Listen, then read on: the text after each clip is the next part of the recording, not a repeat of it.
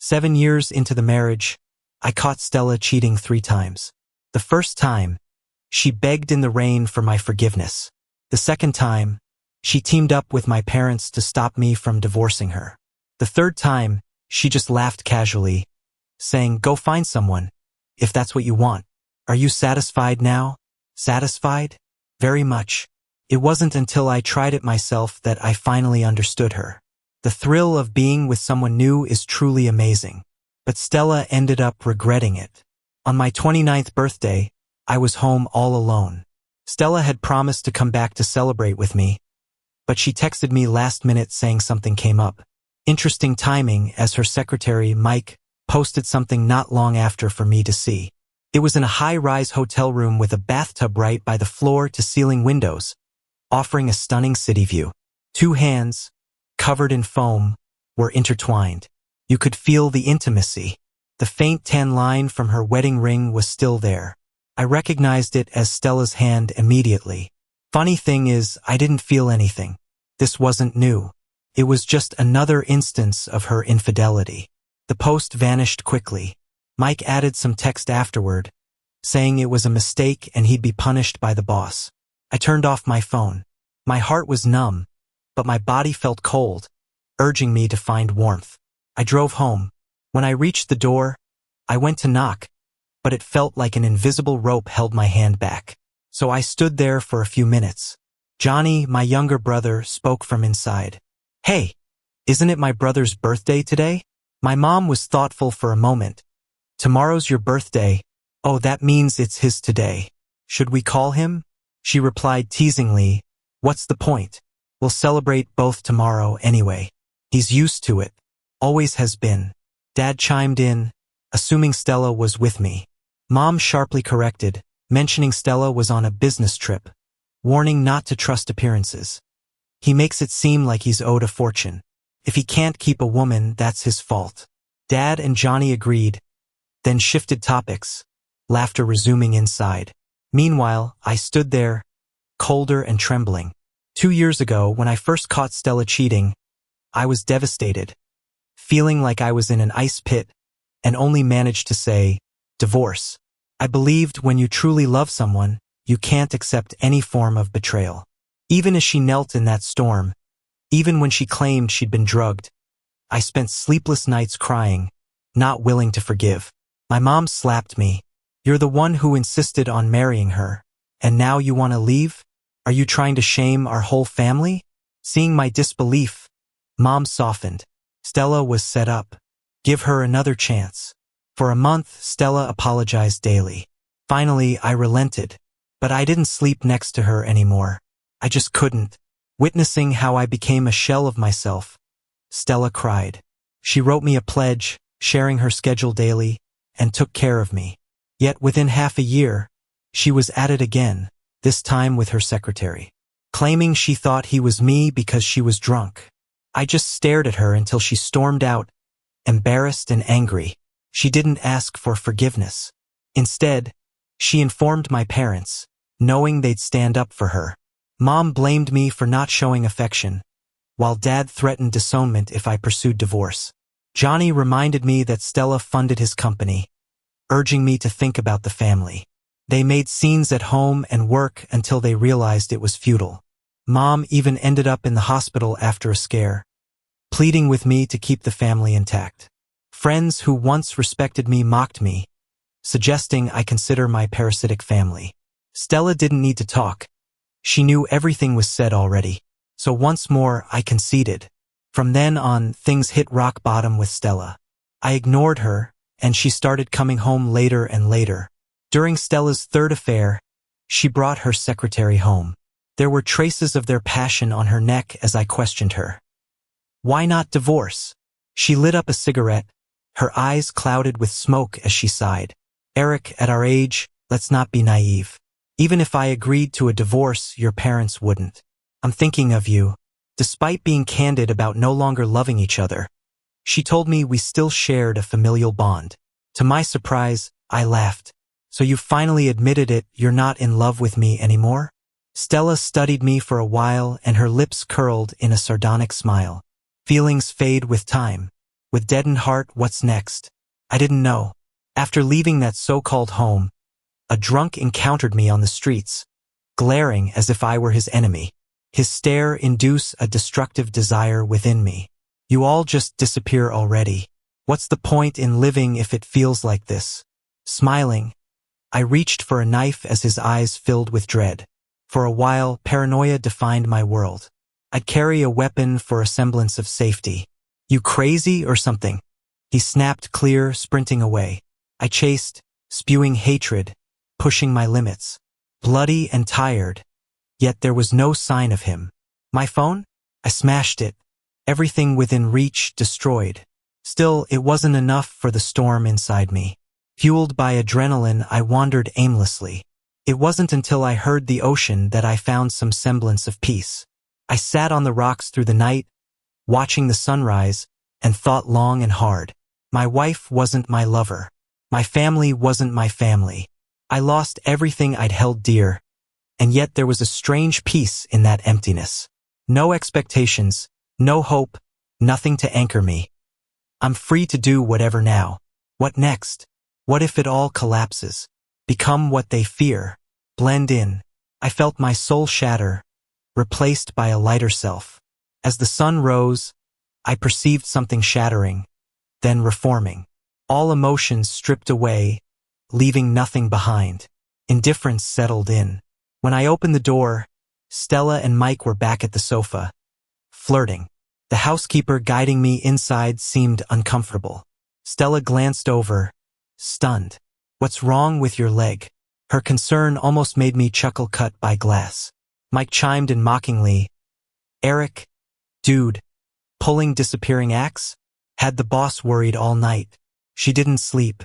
He gave Stella an understanding look. Stella didn't say a word, just shot her a warning glance, but with a hint of indulgence. I chuckled. Like I said, these shoes are trash. Not only did I fall, but my phone broke too. Definitely need to get better quality. Could you help me out and get the latest spring-summer limited editions from those high-end brands for me? Money's no issue. My wife's got plenty. Ito's face fell a bit, and she tugged on Stella's sleeve, only to find Stella looking at me thoughtfully. It's my birthday. Can't you help me out a little? Stella suddenly smiled and said, Then let him buy it for you. She patted Ito. You can head back now. I'm gonna celebrate my hubby's birthday. Ito gave me a glare before reluctantly leaving. What do you want as a birthday gift? I looked at her. Remember what you said about an open marriage still standing? Stella paused, watching me pull out a new phone and pointed at her. Say it again for the camera. Just in case you change your mind, need some evidence. Stella seemed to think of something and smirked instead of getting angry. Don't worry, if you find someone, so will I. Satisfied? What if you regret it? Regret? She scoffed. If I regret it, I'm a fool. I felt satisfied and told the maid to prepare the first-floor guest room for me. Stella's eyes lingered on my phone. Switched brands? I nodded. Had it for too long. Got bored trying something new. Honestly, we hadn't talked so calmly in ages. But I must have said something wrong because she gave a cold laugh and left. Eric's been acting weird lately. After years on the job, he just quit. He used to never leave no matter how stressed or exhausted he got. He said that was his pride. Now he's buying fancy cars and antiques, things he never liked before. He doesn't even use the black card Stella gave him, so she stopped giving it. Now he's happily receiving everything, sending pics of things he likes, acting a bit spoiled, almost cute. Stella started feeling uneasy. She asked the maid what Eric's been up to. The maid said he's going to the gym every day. Is he working out to impress her? Eric's always been stubborn. She knew it. Now, has he changed his mind? Stella should be happy but felt an inexplicable heaviness creeping in. Things seemed to be slipping out of her grasp. Eric wasn't supposed to be like this. She lit a cigarette in her office, retracing what's been off lately. Open marriage? No way. Even if Eric gave up on her, he'd just seek a divorce. He would never cross that line. The more Stella thought about it, the more irritated she felt. Ito murmured, dressing up every day like that. Must be sneaking around, right? Stella was suddenly pushed to the brink. She yanked his hair down hard. With his cries of pain and disbelief, Stella's face twisted in rage. My husband's business is none of your concern. Are you sure you know your place? Ito's eyes reddened immediately, but he quickly lowered his gaze to beg for her pardon. I'm sorry, I know I was wrong. But Stella had lost interest. She grabbed her coat and left. She happened to be going on a business trip for a week to Sus City. On a whim, she visited the temple they went to just after getting married. There was a huge banyan tree covered in red prayer ribbons. Stella searched long and hard for the one they tied. It was badly faded, but she recognized his writing instantly. Eric and Stella, love forever. A sudden sting in her eyes spread a slow, aching weight in her chest. Stella couldn't wait to get home, wanted to see Eric. But when she walked in, clothes were strewn everywhere. Eric's room echoed with his lazy laugh. Cut it out, Lisa, go take a shower. She froze in place. As I opened the door, I was only wrapped in a towel. Lisa gasped, feigning distress as she glanced back at me. Didn't you say your wife is on a trip? Why's she back? I gave her a comforting smile and turned to the door. Why didn't you call or something? Stella stood there like a statue, stunned. A few seconds later, she snapped back to reality, her anger surging as she raised a fist to hit Lisa. But fortunately, Lisa had prepared for this ever since we got together, always reminding herself to stay fit so she wouldn't get beaten by my wife. She dodged smoothly and nonchalantly remarked, "Take it easy. You injure me, your hubby will be upset too." So immature. I chuckled. Lisa, you should go. My wife probably needs to have a word. See you next time. She scooped up her clothes and, right in front of Stella, gave me a deep kiss. Daringly whispered, "Don't keep me waiting too long." I smiled and nodded, watching her leave. Just as I stood up straight, pain shot through my wrist as I was roughly pulled into the bathroom. Stella's eyes were bloodshot with rage. She yanked off my towel and dragged me into the tub. The cold rush made me yelp as I slapped her in retaliation. "What the hell's wrong with you?" The slap turned her face away, bringing a semblance of calm back to her demeanor. She glared at me with clenched jaw. "Eric, how dare you betray me?" I frowned. "Stella, acting forgetful? We agreed on an open marriage. You swore you wouldn't regret it. So what's this all about?" Stella's face paled with the water droplets, lips trembling slightly. "That's because you were sure I'd never cross that line, that I'd just swallow my pride, right?" I casually stretched my arms along the tub, showing off the marks on my skin. Stella turned away as if burned, her fists clenching and trembling. I let out a soft laugh. "You're such a sad mess." After a falling out, Stella retaliated by bringing Mike straight home. Our nanny went from shock to playing deaf. I wasn't even fazed, and I even complimented the new pajamas Mike got Stella. Seeing my indifferent attitude only made Stella more furious. She dragged Mike back to her room, causing a ruckus to prove her existence. When I slept upstairs, they were next door hammering away. When I was downstairs, they were busy in the living room. Late at night, I was woken up yet again by all the noise, and I just couldn't take it anymore.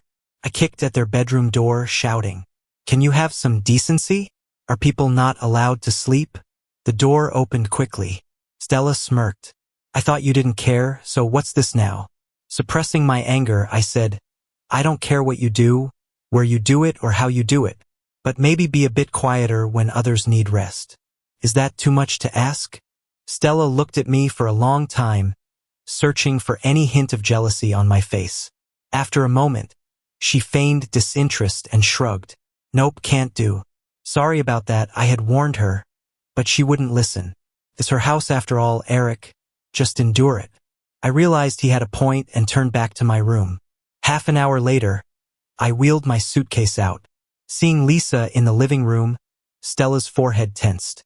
As I passed by, she grabbed my wrist. "Eric, where are you going?" I shoved her hand away with disdain. "To a place where I can sleep. Okay? Satisfied now?" Stella blocked my way, losing her cool. "You're not allowed to leave."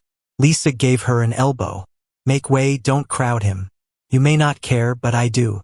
Stella yelped as she was pushed to the wall, and Mike rushed out to help her, only to be brushed off. Throughout it all, her eyes were locked on me, and I saw some shock and confusion on her face. Without a backward glance, I left with Lisa. I'll come back when this place is peaceful again. Lisa drove me to one of my properties. She made herself at home, clinging to me. You hardly see me after your wife came back. What am I to you? I affectionately patted her head. My side chick. She pouted dramatically. Well, can you spend time with your side chick now? Though her tone was questioning, her hands were already slipping under my shirt. Hard to connect this version of her with the cold, aloof woman I met 2 months ago. Our first encounter wasn't pleasant. After catching Stella cheating again, my mom put on an act of scolding her in front of me before showing her true colors. She blamed me for not keeping Stella's heart, criticized my looks, body, and personality, making me feel worthless. Finally, she urged me to dress up better to please Stella. I retched right in front of her. My throat burned. My stomach churned with unspeakable disgust. Funny thing is, my mom thought I was sick. She happily took me to the hospital, only to find it was just regular gastritis. Disappointed, she mumbled as she left. Dazed, I left the hospital, dragging my feet like a zombie. Don't know how long I walked until a business card was handed to me. Interested in fitness? The word fitness pierced my nerves. I lost it, breaking down and crying. You think I should work out to please my cheating wife? You think her cheating is because I'm not good looking or in shape? You think it's all my fault? Passers-by on the street stopped to watch my meltdown. I felt utterly helpless. I quickly apologized, grabbed the card, and hurried away. Her voice rang clear behind me. You're fine the way you are. Your wife's cheating isn't your fault. She vowed at the wedding but didn't keep her promise. That's her failure. Fitness isn't to please others but to feel in control of shaping your own body. I awkwardly wiped my tears and walked faster. I sat by the river for a long time. When I turned back, a tall figure stood behind me. Though we were strangers, she was worried I'd spiral, so she stayed with me for a while. Later, I signed up for the top-tier membership at her gym. She became my personal trainer, and I learned her name, Lisa. Lisa was stunning, with countless members hitting on her daily. But outside of work, she kept everyone at arm's length. Especially someone like me, a married man. But I'm patient. Back in college, Stella was broke, but beautiful and ambitious. Her enticing demeanor attracted proposals from many wealthy guys. She didn't hesitate, rejecting them all. I knew then that someone like me, from a middle-class background, might share common ground with her. I was constantly around her, showing my interest subtly without confessing, leaving her no room to reject me. 2 years passed, suitors came and went, but I stood my ground. Stella finally yielded. The turning point was when her mom fell ill. I accompanied her to the hospital, helping for 2 weeks. She kissed me and promised she'd never betray me. In hindsight, her words were nonsense. But honestly, I've got some experience when it comes to chasing difficult women. After getting Lisa's contact, I went through everything on her profile. There were only a few posts, but they had all the info I needed.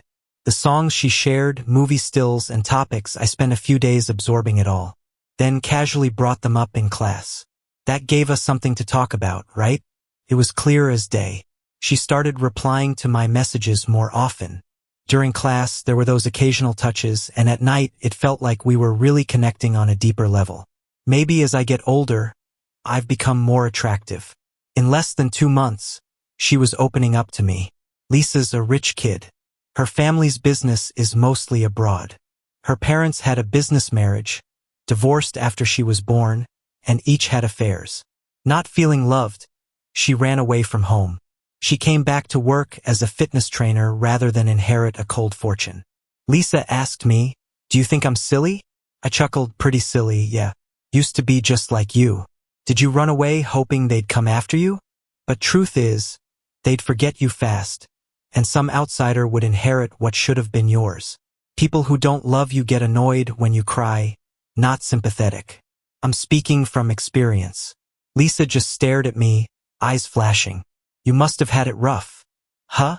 Honestly, once you figure things out, it's easier when you expect nothing from anyone. Instead of wallowing in pain while others have fun, why not find some joy for yourself? Speaking of joy, what about you?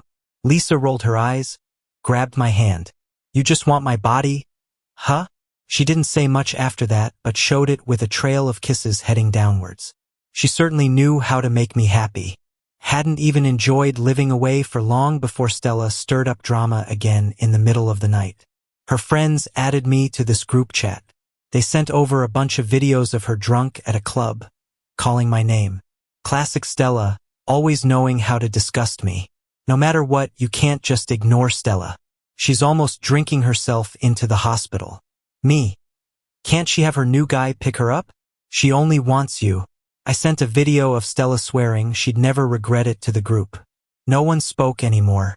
The group got dissolved soon after. But my phone rang instantly. Stella's too drunk. We can't handle her. Please think of it as a favor. I was ready to hang up when Stella grabbed the phone. Eric, come get me. I'll double your allowance. I paused for 2 seconds. Address. Lisa, half asleep, wrapped her arms around me. Don't go. I kissed her. Relax. I'll have her buy us another car. We'll go on a road trip next month. Lisa finally let go. When I got there, it was one of her friends who came to fetch me. The same one who used to talk down to me, telling me to keep the peace. In view of Stella, I gently patted her face. You're still pretty hot yourself. You know, Stella and I have an open relationship now. Want to go shopping? She looked confused. Before she could even respond, Stella slapped her hard. What kind of look was my husband giving you? Her friend was shocked. I didn't do anything. But Stella wasn't listening and almost hit her again, which pissed her friend off. You're nuts. They started fighting, and it took several people to separate them. I just stood there, arms crossed, enjoying the show. When Stella got in the passenger seat, I was grinning, which seemed to throw her off. Where to? Back to your love nest with Mike. She paused for a bit, then said awkwardly, That's our home.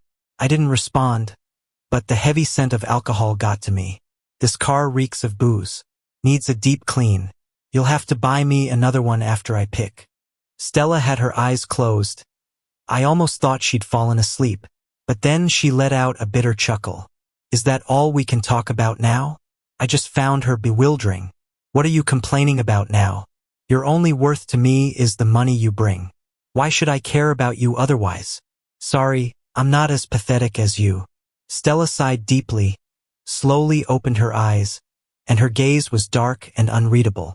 Eric, I barely recognize you anymore. I laughed. Can't handle it? Divorce then. Stella chuckled softly too. Divorce not happening.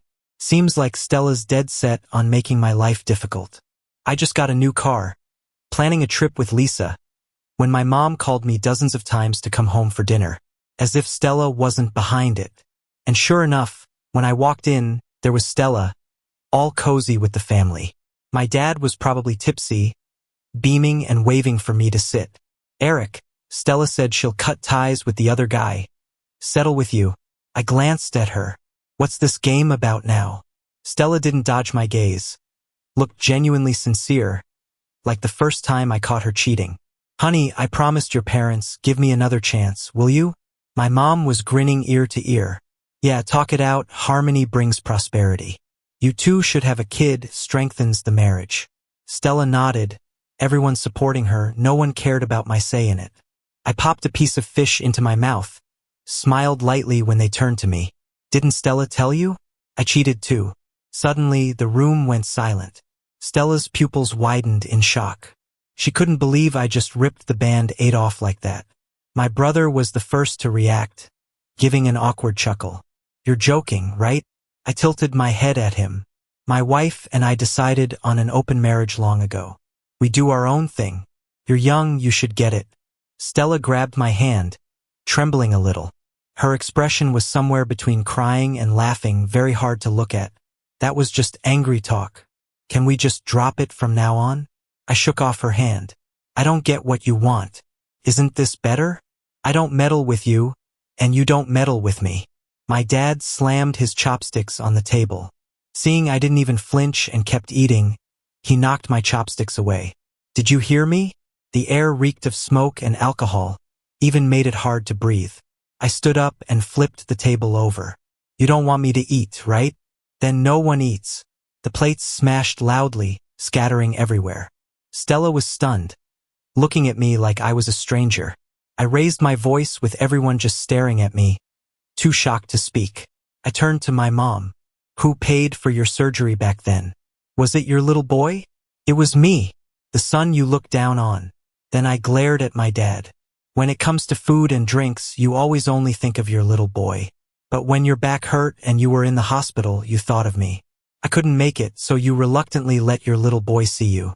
You were so happy, saying, "He's dependable, the little one." All I did for you wiped out with just that one line. Do I owe you? I looked around. Even this house, I saved up to buy it for you. What has your little treasure done? I pointed at Johnny's pale face. All he does is keep begging me not to get a divorce. His whole career depends on my wife. So if that's the case, wouldn't it make more sense for me to divorce and let him marry her? Eric, are you crazy? My mom was furious, trying to hit me, but Stella held her back tightly. She looked at me, disbelief all over her face. Family was my last soft spot, now painfully exposed by me. Crazy? Maybe.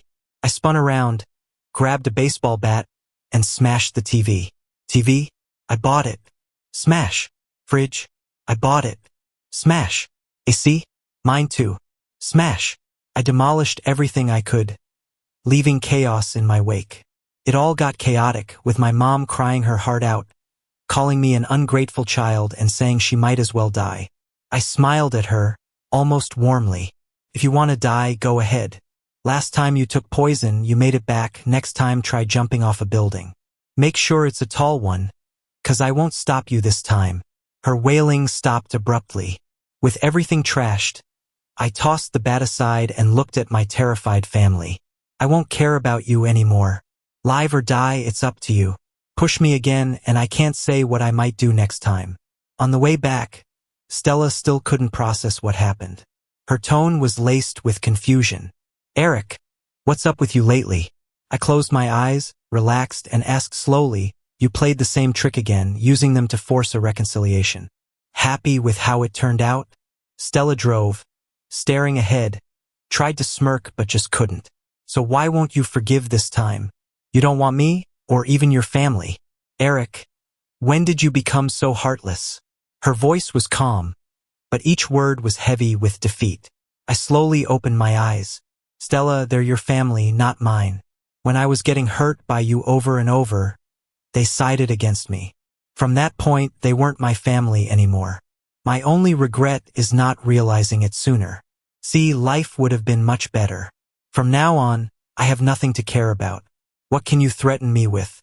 I leisurely gave him a glance. The car came to a soft stop, and I stepped out without a second thought. Behind me, I heard a whisper that almost got lost in the breeze. Yeah, how do I even keep you now? I left all those dreary people and things behind, keeping my promise to take Lisa on a road trip. For a month, we headed west together. We ran across vast prairies, witnessed the breathtaking sunrise over the mountains. It felt like my long dormant vitality was revived, pumping through my veins. For the first time, I felt freedom. It was intoxicating. When we got back, Stella wanted me to move back home. She said she'd fired Mike, promising I'd never see him again. I agreed since where I stayed didn't matter, as long as it came with money. But the very day I moved back, Mike showed up at the door, losing his mind. He seemed drunk, making a scene in the living room, clinging to Stella, refusing to leave. I don't believe you don't love me at all. Stella was cold now. Not one bit. Mike's voice turned sharp. If you don't love me, why let me take off your wedding ring? Why let me ride shotgun? Why miss Eric's birthday and let me taunt him on social media? Can you really say there's no feeling for me? Is it him forcing you to break up with me? He can have someone else and won't let you divorce. I'm going to confront him. With that, he stormed off upstairs to find me, but Stella yanked him down hard. Her voice hit a chilling note, brimming with suppressed fury. Mike, are you looking for death? Who are you to cause a scene in front of my husband? Mike stared at her, tears streaming, but broke into a maniacal laugh. Stella, now you're playing the devoted wife? He sneered through his tears. Did you think of your husband while enjoying yourself with me? Now he doesn't love you, and you want back to him? How cheap. She didn't retort, just called security to drag him out. As I came down the stairs and caught Stella's gaze, she seemed a bit flustered. I've really cut things off with him, she began. But I interrupted, you don't need to explain anything to me. Stella noticed the luggage in my hand and quickly asked, where are you going? I pushed the door open without looking back. Lisa's not feeling well. I'm going to check on her. Won't be back tonight. Stella couldn't say another word. She stood there watching as the door gently closed. Suddenly her eyes welled up with tears. Lisa truly was sick, probably from travel fatigue. She started running a low fever as soon as she got back. I insisted on taking her to the hospital for treatment and medication. After a long day, I said, get some rest. I touched her forehead, got up, and turned off the light. Lisa held my hand, her voice hoarse.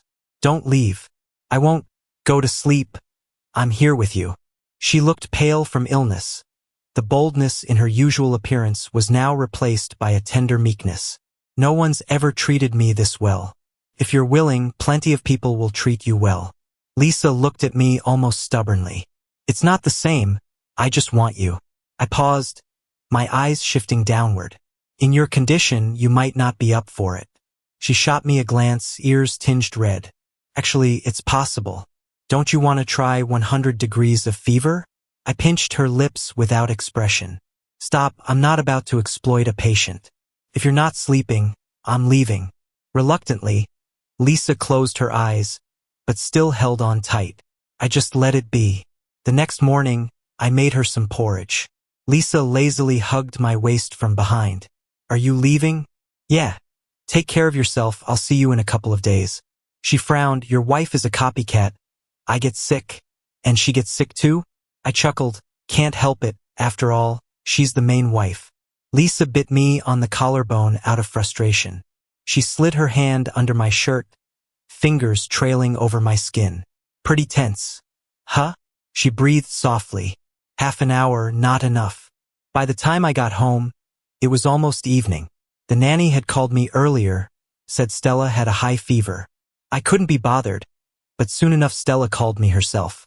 She threatened me with Lisa's job to get me back home. As soon as I walked in, I threw the luggage at her face without mercy. Stella, is doing this everyday fun for you? She didn't move. Her slender figure stood in silence. Raising her eyes, she glanced at the bite mark on my collarbone. Her pupils trembled. I sneered. Spit it out, what do you want with this charade? My stomach hurts. I replied impatiently. Then see a doctor. I can't cure you. Stella moved her dry lips. I want your porridge. Don't feel like it. You felt like it for Lisa, didn't you? I halted halfway up the stairs, frowned, and looked back. Are you spying on her now? Stella, you were the one who suggested an open relationship. What nonsense are you pulling now? You're the CEO of a public company. Nothing better to do than obsess over others? Do you feel accomplished? You think messing with Lisa affects me? There will always be someone else. I have no guilt spending your money on other women. When will you understand? No one cares if you're sick or not. Suddenly, Stella doubled over, clutching her stomach, cold sweat glistening on her temple, looking deeply in pain. She wanted to speak, but couldn't form a word from the agony. There was pleading in her eyes. I watched her pathetic state with indifference, called the nanny, then turned and went upstairs. In the middle of the night, half asleep, I felt someone kissing me. Instinctively, I pushed her away. Don't. She froze, then intensified her actions, almost making me breathless. Once fully awake, I slapped her hard. Stella, are you nuts? She didn't dodge, pressed her face into my hand, and I felt a wetness. I was wrong, I really was wrong. Let's reconcile, no more drama. Okay? Stella's voice was choked, desperately trying to close the gap between us. Her lips brushed my neck. What he can do, I can too. I'll make you feel good, okay? Furious, I yanked her hair back, forcing her to look up. You think you can compare with Lisa? She's young and clean. Touching you feels dirty. Stella crumbled, covering her eyes, whimpering. What do I do, Eric? Tell me, what should I do? I was even more frustrated. Go find someone else. No one's stopping you. Stella clung to me. I won't look, never again. I'm sorry. I regret it. Please forgive me once more. Couldn't take it anymore. I dragged her to the sink by her hair. Remember what you said? You said if you regret it, you're a dog. Look at yourself now, don't you seem like a dog? In the mirror, she appeared gaunt, pale. Her eyes were glassy, bloodshot, as if life had been drained from her. A far cry from the woman months ago.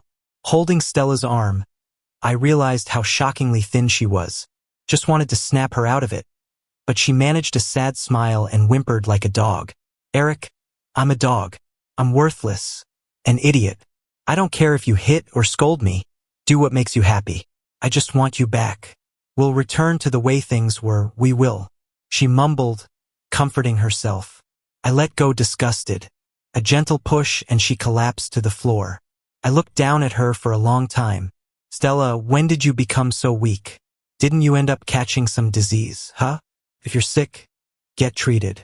That's my only request. My quality of life can't drop at all. Since you're only good for making money. After things went south, I stopped going home altogether. Stella didn't disturb me, uncharacteristically. However, my mom started calling, playing the victim with a cautious undertone. Dad and my brother Johnny took turns reaching out, their tone gentler. Hinted at wanting me to visit more. They've actually always been like this. Treat me and Johnny differently. If his clothes grew old, he'd get new ones. Mine got patched up. His allowance could get replenished, mine never enough. There was so much disappointment I couldn't express. But whenever I was determined to hate them, I'd recall a night when I was sick, blankets tucked around me and worried sighs. The hardest part wasn't their constant belittling. It was the illusion of love they created. My whole life I chased that elusive warmth, because it was enough to dull all the suffering and hurt. Some people say a parent's love is like a damp cotton jacket. It feels cold when you wear it and cold when you take it off. The bravest thing I've ever done was to choose to be with Stella, despite my parents' scolding. It was the only significant escape of my soul in 20 years. Later on, things proved I made the right decision. Gradually, the biased image of my parents faded from my memory, replaced by caring family members. I despised myself for being cheap, yet I couldn't resist the love from my family. Until Stella cheated, and my beautiful fantasy shattered in an instant. Turns out it was all just a dream before the soul was about to die. At 29, I finally took off that damp cotton jacket. I wouldn't let it torture me anymore. After blocking everyone, I took a deep breath. See, it's no big deal. I met Stella again 2 months later. It was her mom's Memorial Day. I bought a bouquet of white chrysanthemums for her. She wore a black cashmere coat, standing silently in front of the tombstone. We stood side by side for a while without speaking. In such a scene, it's hard not to recall the past. Right after getting married, Stella was busy starting her own business, securing investments, and attending to clients. She wore herself out trying to make money for her mom's medical bills. Her body broke down with stomach bleeding several times, landing her in the hospital. Pained me. I learned to make meals that were gentle on her stomach, juggling between the hospital and work. I was best at making porridge because she loved it. Stella's mom had pancreatic cancer, underwent surgery, but unfortunately relapsed. I was with her during her final days. She would often tell me stories about Stella's childhood. Stella's dad cheated and abandoned them when she was very young. She grew up early and mature, skipping even the rebellious phase. Stella's mom said meeting me was a blessing for both of them. Before she passed, she made Stella vow to take care of me for life. She nodded vehemently, tears streaming down her face. So even after Stella cheated, she never shortchanged me financially. I've given up on figuring out if that's considered breaking a promise. It is what it is. As I turned away, I heard her calm voice. Eric, let's get a divorce. I stopped in my tracks and after a while, lowered my gaze. Okay. When signing the divorce papers, I glanced at the asset division. Surprisingly, she was generous. She practically gave me everything except for the company shares. The amount was so large it startled me. I wasn't dumb enough to refuse it. I even joked, "I told you I have a good eye for women. At least you're generous." Her face was gaunt, practically a skeleton wrapped in clothes. The corners of her lips curled into a self-deprecating smile when she met my eyes. "But you stopped trusting me long ago, or you wouldn't have secretly moved assets." I smiled slightly and said nothing. I never intended to be entangled with a bad person for life. So I kept asking her for money, finding ways to move assets overseas. Even if things fell apart and I ended up with nothing, I'd still have enough to live in leisure. I'd already paved the way for myself. No one could ever shake me again. The day we got our divorce certificate, the weather was unusually nice. Lisa stood next to me, smiling brighter than the sun. "Thanks for being sensible. I'll take good care of him." Stella ignored her provocation, her eyes tracing over my face like trying to imprint it in memory. I smiled and nodded at her. "Take care." She softly acknowledged that, unable to hold back her tears. "Eric, I'm sorry." Then she turned and left. We eventually reached this point. Lisa asked what my plans were next. I answered without hesitation. "I'm going to travel around the world." During that month of road tripping, the wild wind penetrated my skin, making my stagnant blood flow and surge again. At that moment, I realized it wasn't the soul that was broken, but the shackles. I could go anywhere. I was free. "And you, what's your next move?" Lisa asked, her gaze relaxed. "I've decided to go back and take over the family business." "You were right, there's no point in running away. I shouldn't hand over what's mine." I nodded and smiled. "Great, I support you." From the start, we had an understanding. Both of us had the right to end this relationship anytime. And now it's time to part ways. Just as I was thinking how to say goodbye, Lisa's clear and pleasant voice rang out. "Keep moving forward and I'll catch up." I was slightly taken aback and heard her say, "If I catch up to you, I hope you'll give me a chance to be the real deal." "Eric, I really like you. No need to think too long." I raised my lips and hugged her. "Okay, I wouldn't stay for anyone, but I wouldn't mind walking with someone compatible for a while. How long it lasts depends on fate." Another 6 months passed. When I arrived at Egypt's Abu Simbel temples, I received a call from back home. The caller was Stella's attorney. He told me Stella had died from stomach cancer a few minutes ago. On her deathbed, she sold the company and left everything to me. Hearing the news, I only felt a moment's daze.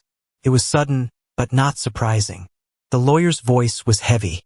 "My condolences. Stella left a message for you, respecting your wishes. Do you want to see it?" I stayed silent for a while. "No need." After hanging up, the tour guide Lisa found for me asked if it was urgent and if we needed to pause the tour. I shook my head. "It's nothing important. Let's continue." She smiled and nodded, continuing the local history introduction. The scenery quickly captured my entire attention, as if that call was just an insignificant piece of news. Indeed, it wasn't important. It's just that in some moments, a line of poetry popped into my head. "If life could be as it was at first sight, why would autumn winds be sad over painted fans?" Just an exclamation of life's unpredictability. But harsh drizzles always pass. Keep moving forward, never look back.